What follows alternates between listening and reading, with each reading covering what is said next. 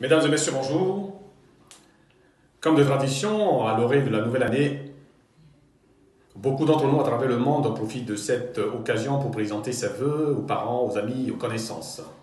C'est aussi l'occasion pour moi, en cette circonstance de la fête de fin d'année, pour vous présenter mes vœux. Mes vœux de santé comme maître mot dans vos foyers, car sans la santé, rien n'est possible.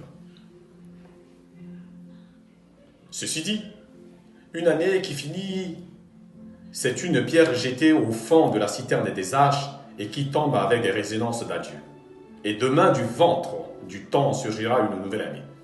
C'est une occasion de jeter un coup d'œil sur le rétroviseur pour faire le bilan et en même temps se projeter vers l'avenir. L'année 2019 s'achève sur un fond de toile multicolore où beaucoup ont dû faire face aux aléas de la vie, tels la maladie, le décès d'un proche et d'autres problèmes. En cela, je pense particulièrement aux enfants, aux sans-abri, à ceux qui fêtent seuls le passage de l'année, aux femmes seules qui éduquent leurs enfants, mais surtout aux milliers de centrafricains éparpillés à cause de cette crise qui n'en finit pas et que l'on peut qualifier de la guerre d'usure.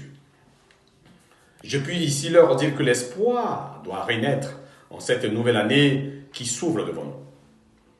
À ceux dans lesquels l'année 2019 a apporté du bien et du changement dans leur vie, c'est une occasion de témoigner la grâce de Dieu pour toutes ces merveilles.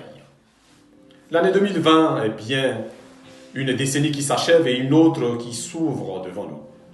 Je formule le vœu de voir les projets de chacun se réaliser, mais surtout de voir notre pays, la République centrafricaine, retrouver la paix. Mais aussi de voir les Centrafricains se réconcilier pour construire ce beau et magnifique pays. L'année 2020 est aussi une année de responsabilité dont je prendrai ma part, comme par le passé, pour apporter ma petite contribution aux édifices. Ainsi, je présente mes vœux à tous ceux dont j'ai connu de près ou de loin à travers les réseaux sociaux, lesquels nous avons échangé sur des sujets divers et variés, mais surtout sur des questions d'actualité et qui m'ont fortifié. Mes vœux de santé comme maître mot à l'endroit de ma famille et de mes parents, car sans elles et sans eux, rien n'est possible.